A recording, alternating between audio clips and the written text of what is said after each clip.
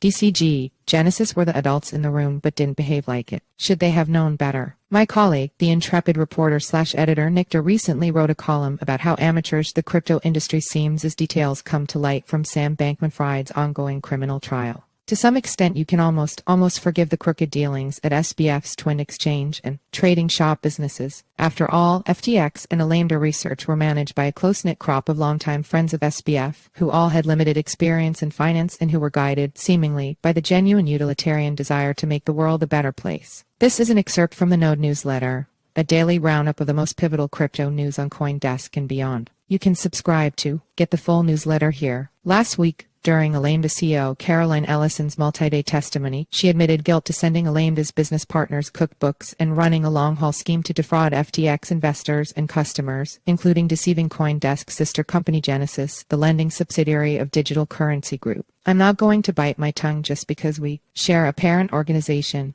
In Ellison's testimony, Genesis, nominally a victim of SBF's scheme, is an unsympathetic participant. See also, could Sam Bankman-Fried saga happen without crypto? Opinion. New York Attorney General Letitia James today filed lawsuits against Genesis and DCG, as well as their principal managers, ex-CEO of Genesis Michael Morrow and DCG founder and chief executive Barry Silbert, accusing the firms of lying to customers, each other, and the general public. It's a complicated case involving another crypto exchange, Gemini, century-old securities law, and Gemini's retail-focused crypto lending platform called Earn. What's painful about this particular lawsuit, apart from the familiar connection, is that this was supposed to be the big leagues of crypto. There was real money on the line. Earn customers are estimated to have lost upwards of $1 billion and well-established firms involved. Before a unit of Genesis declared bankruptcy this year, the firm's employees were widely considered to be the adults in the room, the people who knew business best. At its height, DCG was compared to Standard Oil, a firm that grew oligarchically big. Only it turns out, the state doesn't need to dissemble Silbert's empire. It tore itself apart. The line between fraud and rookie mistakes is a prominent theme throughout the FTX story. SBF's lawyer has described FTX's misfit operation as a plane being built mid-flight. Ellison's testimony spoke to the casual relationship Alameda had with Genesis, where it seemed routine to transact hundreds of millions of dollars over a Telegram chat. That level of insouciance speaks both to confidence gained through expertise and a basic error in judgment. Of course, it was also a casual relationship established in trust, and allegedly, SBF and his cotters willingly violated that trust. To the extent that Genesis was deceived, it is a victim. However, Attorney General Letitia James is also accusing Genesis and DCG of trying to pull the wool over the eyes of the world. Genesis made what are in retrospect insane decisions, like facilitating a $1 billion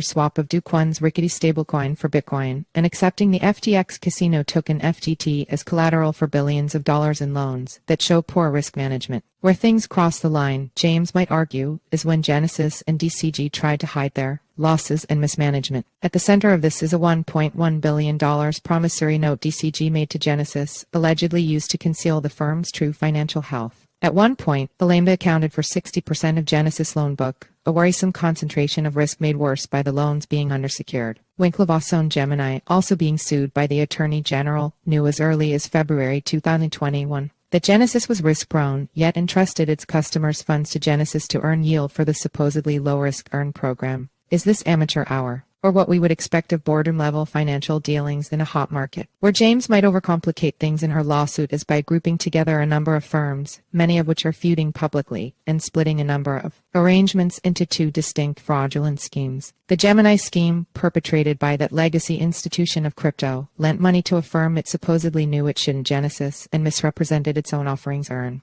See also, Gemini blasts DCG and Genesis bankruptcy plan. Calling it the so-called DCG scheme is of a different kind, an apparent attempt to conceal a structural hole of $1 billion at Genesis Capital. Despite being party to the case for allegedly lying to customers, Gemini said the lawsuit vindicated its position that the firm was lied to. Lied and lied to isn't far off as a description of the greater fool theory said to drive bull markets, where one fool buys an overpriced asset hoping to sell it at a profit to an even greater fool. In crypto, companies are often more intertwined and dependent than you would suspect, and after a while, all of the schemes that brought down firms like Three Arrows Capital, Celsius Network, and BlockFi begin to rhyme. Lied and lied to. Genesis hole appeared after the collapse of 3AC, itself brought down by the implosion of Do Kwon's USD stablecoin. However, there are real differences of kind and degree in the many business failings following crypto's largest market run-up to date. Yet, if there is a single lesson to be learned through it all, it's that even the experienced can fall prey to wishful thinking, and maturity is knowing how to handle it.